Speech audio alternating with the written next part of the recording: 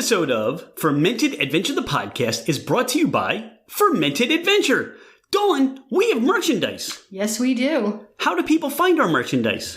They need to go onto our website at fermentedadventure.com and click on the apparel tab. So go to fermentedadventure.com and click on the apparel tab, and what will they find? They will find our Fermented Adventure the Podcast shirt. May contain alcohol, and we have a couple specials that we just did. Cerveza Made Me Do It and Tequila Made Me Do It. Now, this is perfect for spring break, Cinco de Mayo, or even the summer, and you'll look really cool, and you'll be able to say, hey, it wasn't me, it was tequila or cerveza that made me do it. Yes, that's true. We have different things. We have shirts, we have glasses. What are some of the other things we have in there? Women's stuff, men's stuff, tank tops? Tanks, tees, sweatshirts, pullover hoodies, you name it. You name it, we have it, and more to come, right? More to come. Fermentedadventure.com, click on the apparel tab, buy the merchandise. Cheers!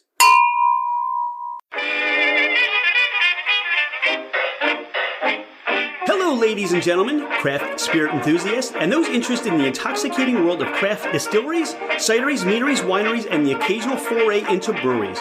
It's Rich Shane, and welcome to Fermented Adventure, the podcast, where we bring you the fascinating people that are making the mash, fermenting, distilling, bottling, pouring, and delivering to you some of the finest libations in the world. Before we get started, here are a few housekeeping items. Thank you for bringing the podcast into wherever you are and whatever you're doing. We truly are grateful that you have chosen to listen and make us part of your day. It would mean the world to us if you left a 5-star review. This helps us climb in the rankings, and it makes it easier for others to find us. Don't hesitate to leave us your comments as well. If the podcast didn't meet your expectations, tell us why. We're always striving to improve. You can find us at fermentedadventure.com. We are on Instagram and Facebook as Fermented Adventure. Email us at fermentedadventure@gmail.com.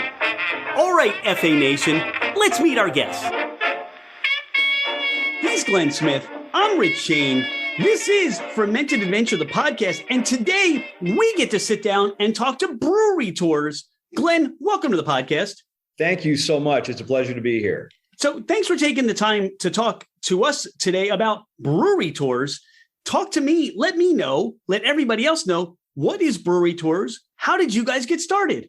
Absolutely, Rich. So I like to call Brewery Tours the ultimate craft beer experience, because when you break it down, the tours and experiences that we created here were what I wanted to go on and what I wanted to experience. And I took the chance that there were a lot more people like me out there. And so far it's held true.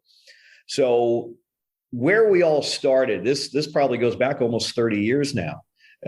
As I think about it. And well, you're only 25, Glenn, so I don't know. Right? This started with mom and dad, conception all the way back then. Is that how it works for you? It was ordained, I guess. Okay. So, over almost the past 3 decades, I've really enjoyed going around the country and visiting and experiencing small craft breweries. Whether I was going to a particular destination because of that brewery, or we were visiting a particular area, and you start looking, before Google, what breweries are in the area. And as much as I enjoyed drinking the craft beer, I really enjoyed hearing the stories, the whys and the hows that were behind the beer. So, if you happen to be with me, inevitably I would disappear and everybody go, where'd Glenn go?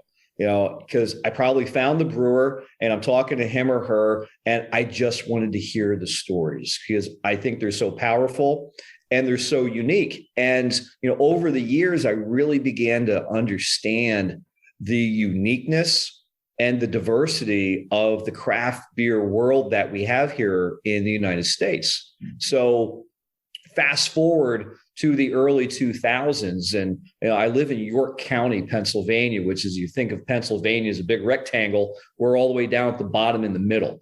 And there was a rejuvenation that happened in the early 2000s. And one of the things that came out of it was the first brewery in York County since the 1940s. Fast forward a decade later to today, we went from 0 to 28 breweries in a decade, which is amazing growth. But as those breweries were growing, I was kind of watching this and nobody really seemed to be doing anything about it. And after a while of me complaining constantly, why is somebody not doing something about this?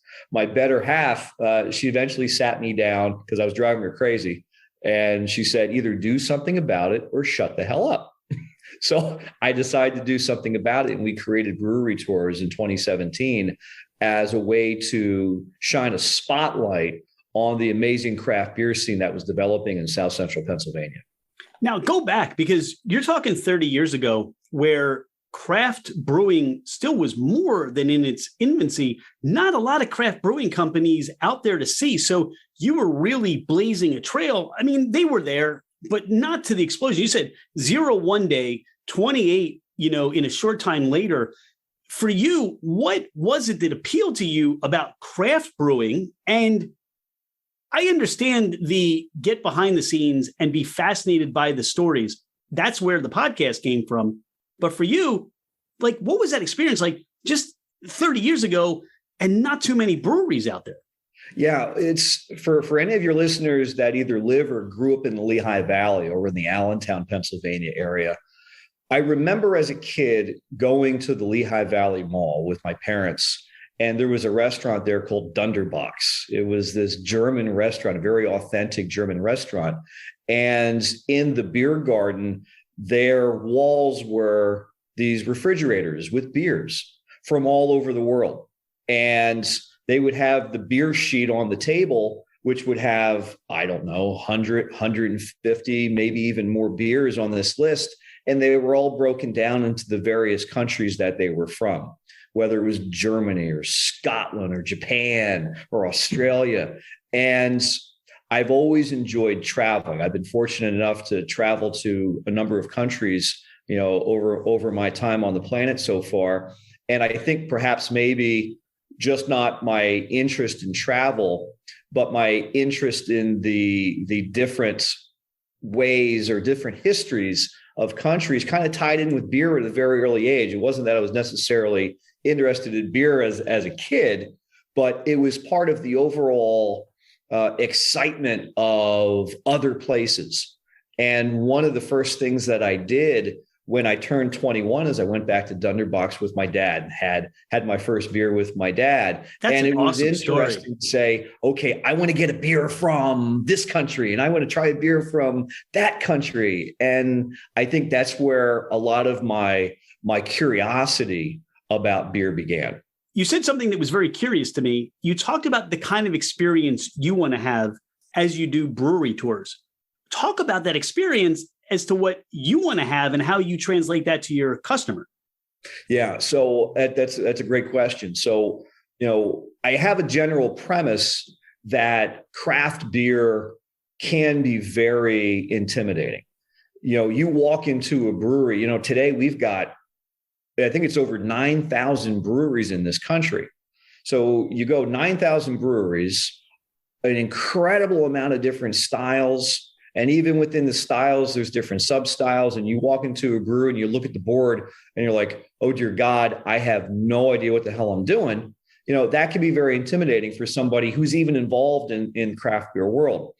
So, I had never had a problem going up and talking to the person behind the bar and asking questions, but a lot of people aren't necessarily as outgoing or interested in trying to do that. They'll just go, give me a Coors Light or a lager but because people don't want people, when you go into that environment and that atmosphere, there's an intimidation factor. And I think that people don't want to be perceived as not knowing what they're supposed to know, or they don't want to feel uncomfortable just asking because of just the idea that they're supposed to have a knowledge of beer today, right? And you've got to start somewhere, right? Yeah. What's the difference between a lager and a pilsner? What's the difference between a porter and a stout? What's the difference between these hops and IPAs and all that stuff? So if you're crafting, to use a word, if you're crafting that experience, talk more about what you're doing to help that customer or that client of yours become more comfortable and more knowledgeable to the scene as it is. I think you're spot on, Rich, with that observation. So with all of our tours, they're all led by our beer guides. And our beer guides are knowledgeable and experienced in the craft beer industry. They either work at breweries, they're home brewers, they're distributors, they have some exceptional level of experience with beer. So whether you're a novice or a craft beer aficionado, we are going to teach you something about beer, to make the scene less scary. And one of the other things that we really strive to do is to introduce our guests to different styles that you may not necessarily run into, or something that you would not, let's call it a safe bet. If I'm going into the bar, I am going to look at the board and go, okay, I've heard that one before. Let me have a stout, or let me have, a lager. Those are things that many people are familiar with. But all of a sudden, if you see a Kolsch or a Gosa or some other, perceived exotic, style, I'm not going to take a chance on that. I don't want to commit necessarily a pint to that and have a bad experience. I'm just going to get something safe. So we want to make sure that we introduce different styles to our guests to expand just not their mind, but their palate as well. Are you saying that when you have a tour set up and you go to a brewery, do you already have, and your beer guys, as you talk about, or I thought you said beer gods, which would even be cooler, but do you have them with a set, let's say a set tasting list or a set pours that you're going to take them through so that they can experience those with, hey, this is exactly what you should expect if it's a sour or it's a stout, all the characteristics, and even take them through that particular brewery's example. So you're doing flights, or is that kind of in a set way of doing it with your customers? Yeah. So with all of our tours, we visit 3 breweries. And at each of those breweries, we provide a flight. It's 4 or 5 ounce pours, and everybody gets the same flight so we can collectively as a group discuss them. And we work with the brewers in determining what those beer lists are. So we're not getting 10 IPAs or, a whole bunch of sours. We take a look at what they have on tap and try to make a very eclectic group of beers. So sometimes we'll do a comparison, between similar styles of different breweries that are done differently. Maybe one has, a different grain bill mix than the other one, but it's the same style. Or we'll make sure that we're coming up with a wide variety of things that are different, so we can see how other styles may, come across to you. You mentioned home brewers that work with your company. Have you ever done any home brewing with your vast interest in beer? I did. I finally, I've wanted to, and I haven't had the time to do it. And I guess, one of the silver linings of COVID is I had a heck of a lot of extra time on my hands. And I'm like, if I'm ever going to do it, I'm going to do it now. So I've enjoyed doing home brewing ever since, and continue to do so. All right. So now this is something, after 28 years, you finally were able to jump in, do the home brewing. You've talked to a bunch of people that have been doing it. Now you've been doing it now for the last couple of years. That's right. It's been a lot of fun. We started off with just doing the extracts and bumped ourselves up to whole grain. And we've even done a wet hop beer the other year. One of the local hop farms, we went out there, helped them harvest the hops, and we got to take some home with us and make a beer out of it. So now you're starting to take a wall down in the house and make your own little home brewery, stuff like that, right? That's right. Now, you said you are in the York area. Is that where you're specifically based for the tours, or are there different areas for tours? Because you can go anywhere, right? That's right. So when I created the company back in 2017, I did call it Brewery Tours. So we're Brewery Tours LLC, because I had the vision in my head at that time was we're going to expand and we're going to continue to grow this product. So, in order to lay our foundation, I started in York, Pennsylvania, because that's where my family and friends are. And that's, a receptive place to start where you have a lot of support. So we first started off with just a walking tour in the city of York, because the city has 5 breweries all within a 1 square mile radius, which made it incredibly easy to walk. So it didn't require a significant capital contribution at that time. Response was very good. We quickly purchased our first brew bus, and started running around the county and visiting breweries from there. So the initial tour line that we started off it was Brewery Tours operating as the York County Ale Trail, which is still in operation today. And then back in the fall of last year, we expanded our tours to include Hanover, Pennsylvania, which for your listeners who may not be aware of Hanover, Pennsylvania, that is the snack food capital of America. We've got Utz and Snyder's of Hanover and Martin's potato chips. There's an awful lot going on with a really cool history background there as well. And then we also started a collaboration with the Northern Central Railway, which is also known as Steam into History in the southern part of York County, to create a quarterly event that is called Ales on the Rails, where we get to do tastings on a 3-hour train ride, which is a heck of a lot of fun. And they've been near sellouts ever since we started doing those. And then from there, we've had conversations with other surrounding counties and expect to be expanding our footprint in the near future. So yeah, so we can expect, it was meant to be generic. We can expect you out here in the Philadelphia area, right? Pretty soon. I would love to. Talk about from the beginning, talk about some of the, those aha moments when you knew with Brewery Tours, you were onto something. What was some of the feedback and the reception that you received from people in the community? Yeah. Originally it was, there was not a lot of people that understood. And I would say that involved just not people in the community, but a lot of the brewers as well. There's not a lot of companies that do what we do. There are a handful of them around the country. So it's not something that people are readily familiar with. And it was one of those, okay, yeah, is this just another opportunity to drink, or, what are you doing here? And the way the company was designed, it was designed to be a tourism and economic driver.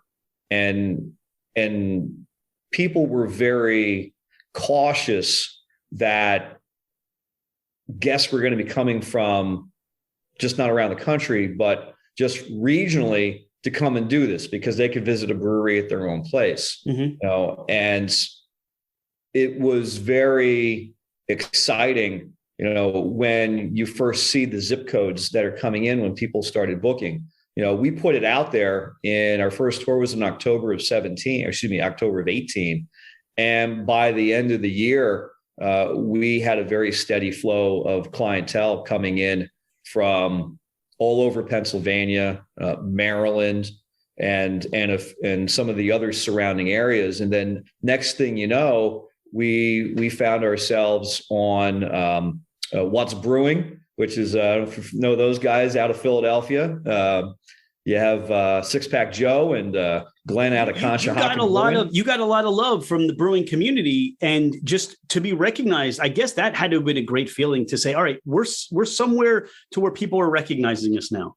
Yes. And that was what was really, exciting for me, because once people started realizing that what we're doing is not about us, we're a for-profit company. It is. But it's always been our belief that it has to work for everybody. And what I mean by that, it has to work for the brewers and it has to work for us. And it wasn't us just trying to take advantage of breweries. We were trying to lift everybody up with what we're doing. And as that began to become obvious from our actions, just not our words, people started hopping on the wagon. Or the bus, so to speak. That's right. Or the brew bus. Now, how many people get to go on a tour at one time? How many tours are you doing through the weekend? What's the schedule like for you now? Our normal tours run every Saturday and Sunday, 12 months out of the year. We take off at noon on those, because one of the things that we want to do is we want to supplement what the breweries are already doing. We don't want to go there at happy hour. They don't need us for that. We want to be there when they're slower, because it helps them, but it also helps us because our guests get to have those unique experiences that you would not be able to have with a crowded, tap room. We get to have behind the scenes exposure that would not necessarily happen, if they're very busy.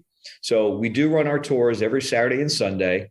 The walking tour is, and the bus tour for that matter, both cap out at 16 people on the tour because we do want to keep it rather intimate as we go through those. Now, that being said, we also do offer charters, and the charters, we're a lot more flexible in our timing, both during the week as well as hours, as long as I'm able to wrangle up a couple of my brewers. We're off running for birthday parties and weddings and corporate events and all sorts of things. And then very recently, we started working with the Pennsylvania Bus Association and the Maryland Motor Coach Association in working with the motor coaches to bring the big buses in from a more tourism standpoint as well. Wow, that sounds like just seeing a motor coach pull up at a craft brewery to me is just overwhelming. Like, we're here, and a lot of that excitement that surrounds that.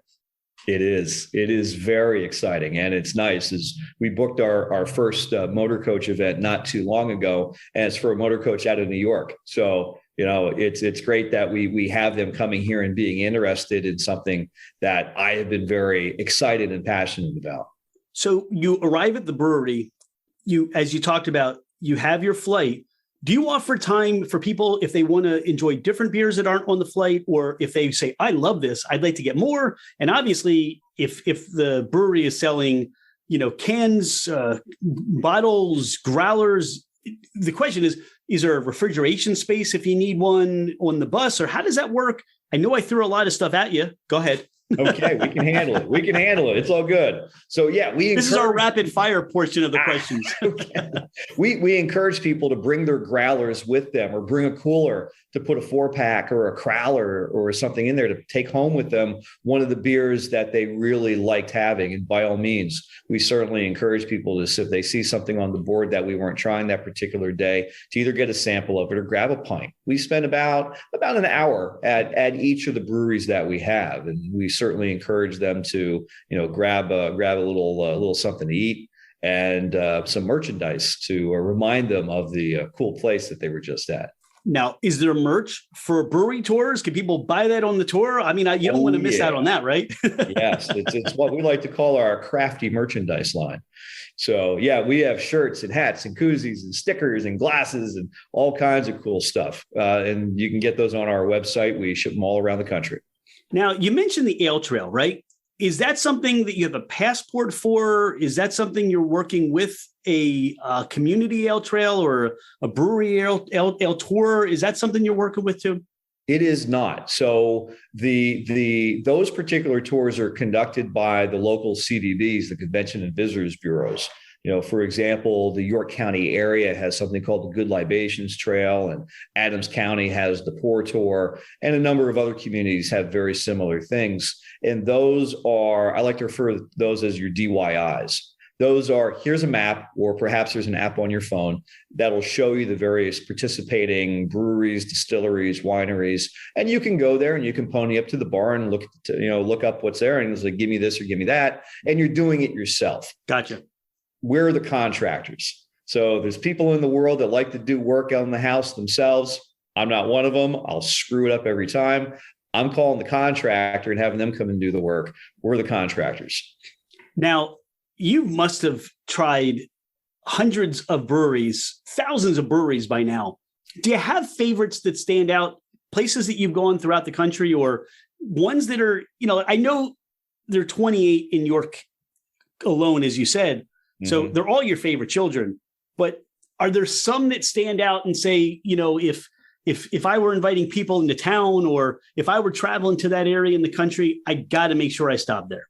Yeah. And you're right. At the end of the day, I always like to refer to them. They're all my children. I love them all the same. And they're all unique and different amongst each other. So it's always very hard because it's never an apples to apples comparison, but that being said, there are certain stories that are very compelling to me, which is not to say others that aren't being mentioned today aren't special and unique, because they certainly are. On average, the majority of your brewers out there are people that were home brewers, And, they've learned from trial and error in their garage or the basement, or the college dorm, something along those lines. And they've developed their product and created a great product that has enabled them to open up a brewery and succeed commercially. There's other brewers that have taken a less, I guess I'll call, traditional path, when in fact it was a more traditional path. And there's two particular brewers that I really enjoy talking about on our tours.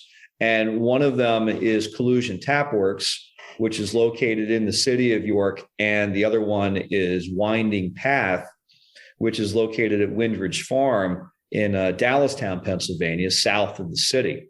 The things that are unique about them is the head brewer at Collusion is a fellow by the name of Jarrett Barnes. And Jarrett's story is very interesting and very compelling to me because he started off wanting to be an engineer, and he went off to Penn State. And things, one way or the other, weren't going that great. And his dad kind of pulled him aside and said, "Hey, what's going on?" And he said, "I want to be a brewer."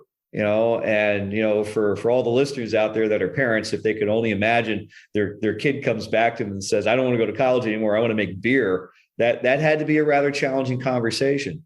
And to Jarrett's father's, what's the word I want to use? To his credit, he said, "If that's really what you want to do, let's do it the right way." And next thing you know, Jarrett went off to Germany and he studied at the Dolman Institute and learned how to be a traditional brewer and brought that uniqueness, back here to the States. And then the one at Windridge at Winding Path is a lady by the name of Irina Weiss.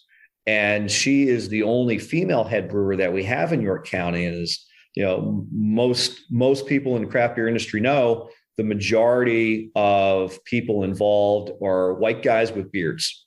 And there's not a lot of minority representation, and that's changing, which is a great thing.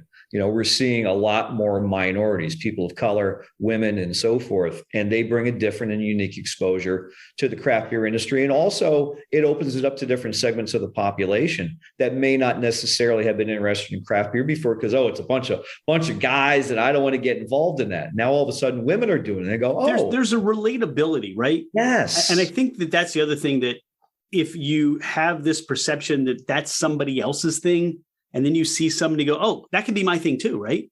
Yeah. That's strong. I like that. It absolutely is. There's good friends of ours up in Harrisburg. They've been in the process of creating a brewery that's called Harris Brothers, and it's an all-black brewery.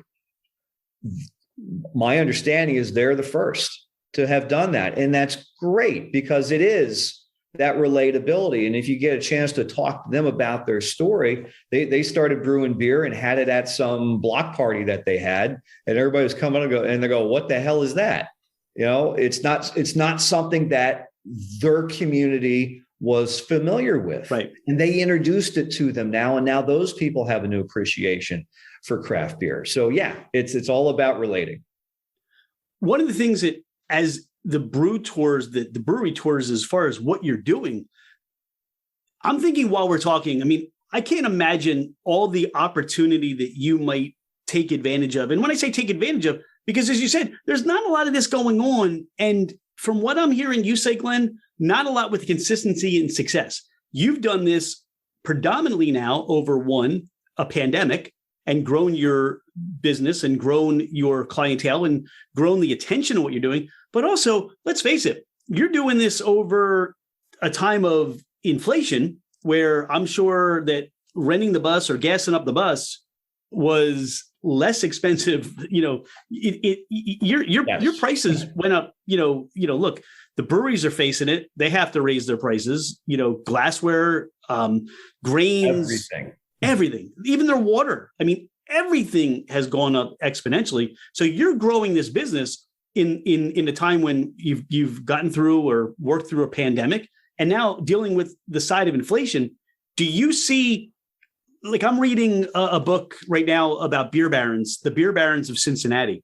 And I'm fascinated that I wish we would have stopped and really taken, I didn't even look into the fact of whether there's somebody doing a tour for that particular situation in Cincinnati to see where a lot of these old breweries were, taking you through some of the breweries, letting you sample some of the beers that have, most of them died out or got, destroyed by Prohibition. Right. Some of them, it was just, they grew these breweries in the late 1800s. And by the time that they reached that older part of their age, either they didn't have enough family or the kids weren't, well off. And financially, they didn't run it like Dad did. But something like that, do you see Brewery Tours doing something similar to where you'll go to different regions and start or doing special tours and say, hey, we're going to go to this area and, we're going to, as you said, charter a bus and we're going to go visit some others. I don't know if I'm giving you ideas. I don't know if I'm like enticing you to share ideas you don't want anybody else to know about, but what are some of the expansion plans for Brewery Tours? So those are great stories. And, regarding the Cincinnati, I'll have to look for that book. That sounds like an interesting read. It's one thing. Look, it talks about all these different beer barons, and the underlying theme of the whole book is they all came from, this area, or most of them came from an area in Germany. They settled in an area which was the German community in Cincinnati, and they all just brewed beer. But it's similar. There's this work ethic. Man, and that's the exact same thing what that it happened is in York, and it probably happened in many other communities as well. In addition to just doing these tours, I love history. I'm a big history nut, and I actually lecture on the history of craft beer in York County. And going back to before the founding of our country, there were people that came here in the early to mid 1700s that were from Bavaria, which is probably very similar to what was happening in Cincinnati. And the number of breweries that were here in the York area leading up to Prohibition, and the vast majority of them had collapsed by then. Some survived afterwards. But, those things are always very interesting. And it's one of the things we like to add to our tours that is just not about beer.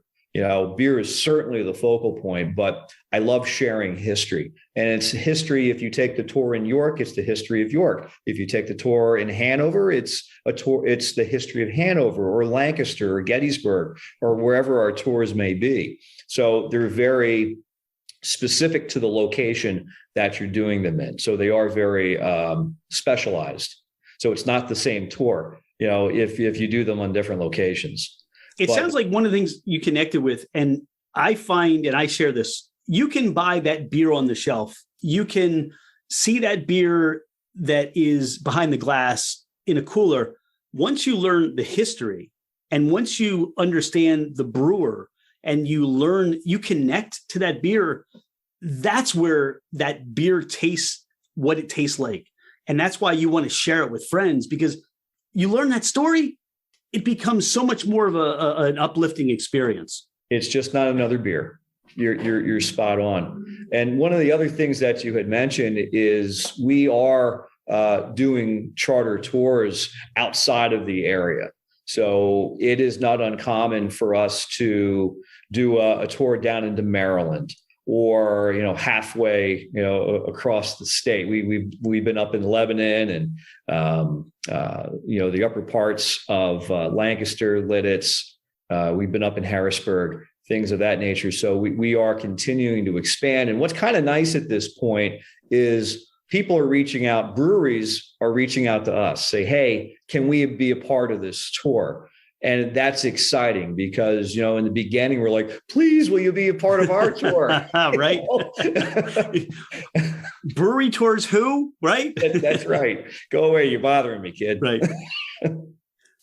All right. So you do specifically, this is really beer encompassing. Are there any plans to work into distilleries or cideries? I mean, I can tell you Old Republic Distillery, Bill Mathias, who is in York. He was one of the guests on the podcast, and, he's doing a great job there, but he's not beer, but he has an appreciation for beer. Are there any plans to include any other, expressions of the spirit world, the alcohol drinking world that you would include on the tours? Yeah, that's a good question. So at this point, it's our intent to stay with beer. And if and when we feel like we have completely gotten on top of this, then I think we would certainly consider moving into distilleries or cideries. At this point, I don't think there's enough cideries in the area to do a tour. But that being said,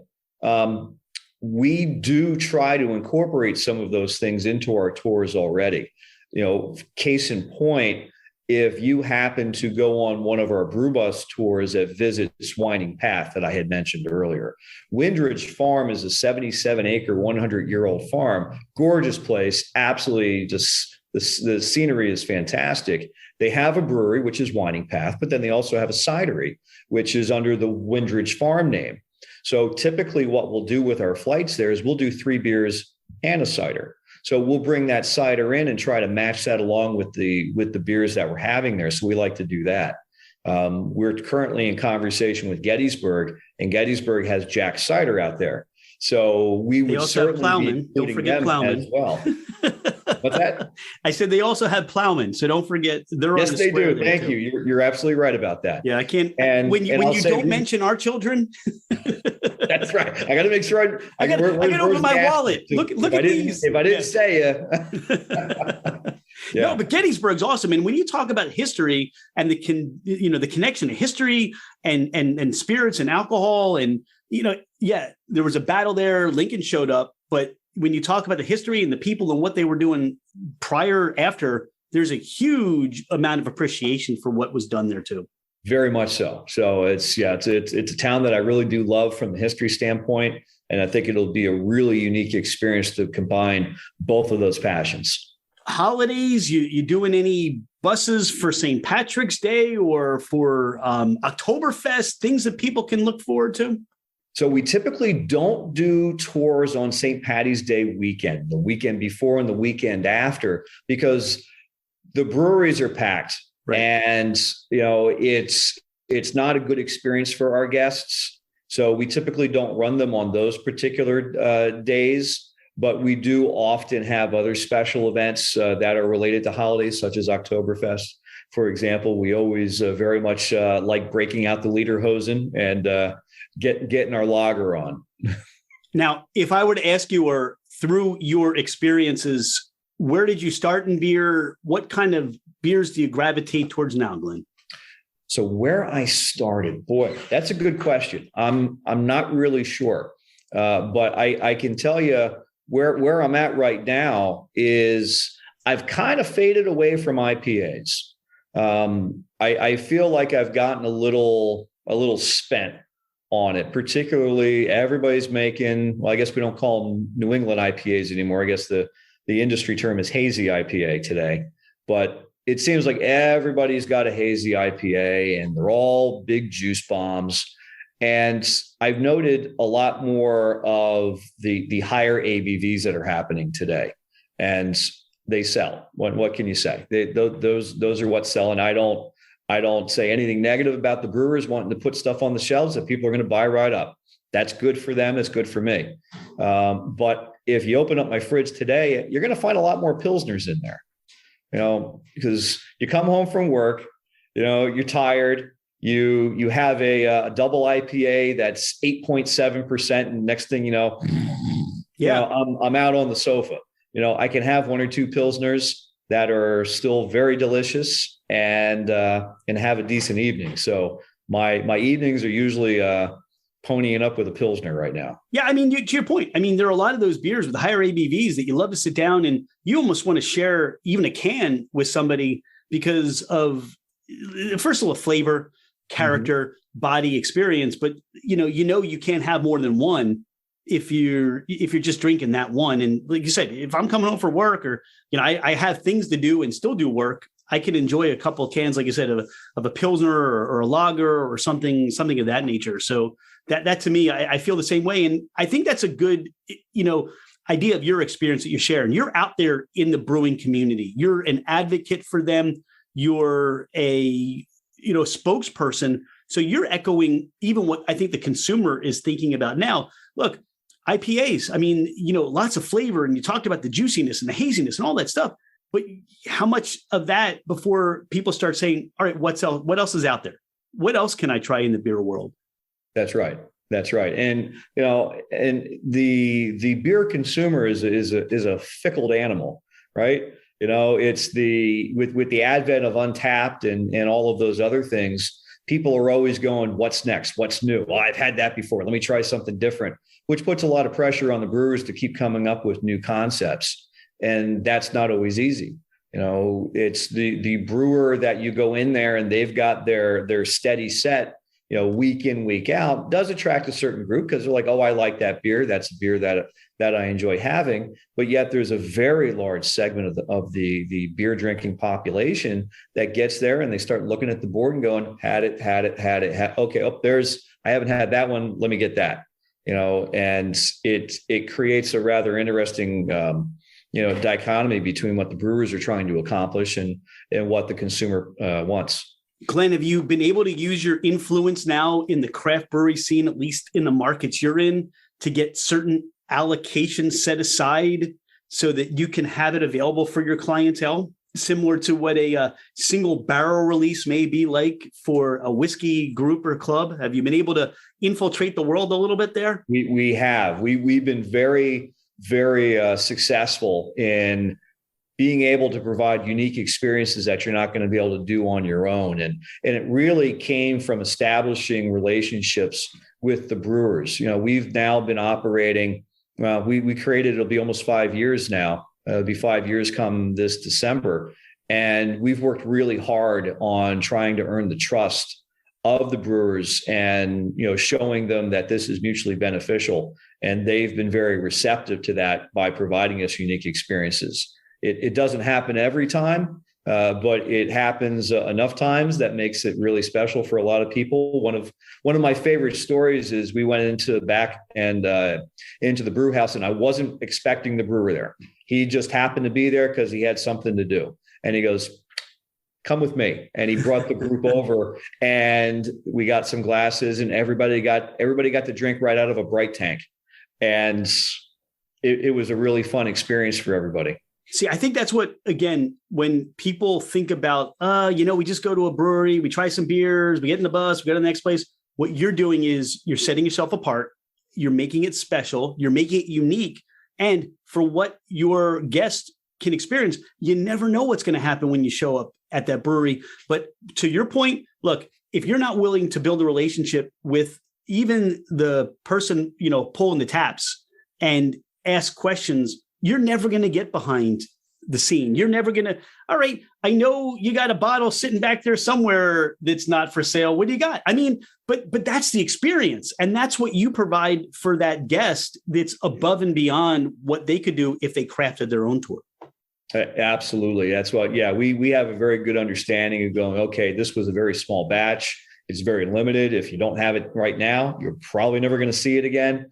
Whereas you walk into the bar, you have no idea. It's just another beer on the list. Like we talked about, like you introduced, I get excited. I enjoy hearing your story and learning more about what you're doing and the connection there. Are there any things that maybe come to your mind? Are there any points that you'd like to share that maybe we didn't cover today while we were speaking on the podcast? Let's see here. Support your brewer, support your brewer. It's been rather amazing. As I mentioned a couple of times, we've got over 9,000 breweries here in the country, and we continue to have that vertical climb of breweries. And the only reason that that's possible is because people like you and me and your listeners are going to the breweries and purchasing their wares. So they're only there because of us, and we need to continue to support them. Yep. If they're not there, if they're not working every day, getting dirty, stuck in sanitizer all day, they can't produce the great beers that they're producing. Absolutely. So Glenn, how do people find Brewery Tours? How do people find you? So our website is ultimatecraftbeerexperience.com. You can also find us on Facebook, Instagram, Twitter, Google. I'm probably forgetting something out there. LinkedIn. Yeah, there's everything, right? Yeah. So if you type in Brewery Tours, we also have a YouTube channel where we do, we have some of our episodes are on there because we occasionally will go out and interview breweries or do something fun, do something incredibly stupid, just because. Or fun and stupid. I mean, it could be both hand in hand. Yeah. Look, find Brewery Tours on the socials, look them up. I think this makes, a great Saturday, great Sunday, enjoyable weekend. You do it once, you're going to want to do it again. It makes a great gift for somebody, I would imagine. Father's Day, Mother's Day is coming up. Gift cards are available. Yeah. Glenn, this has been a treat for me. Thank you so much. I know this has been a couple of months in the works to try to get together and, get our schedules to mix.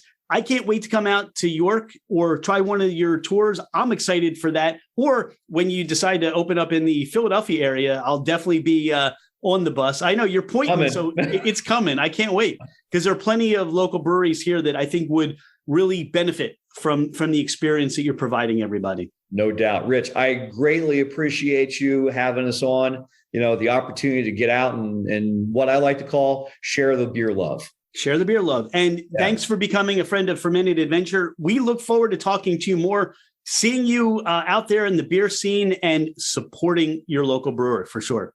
Thank you so much. Cheers. Thanks, Glenn.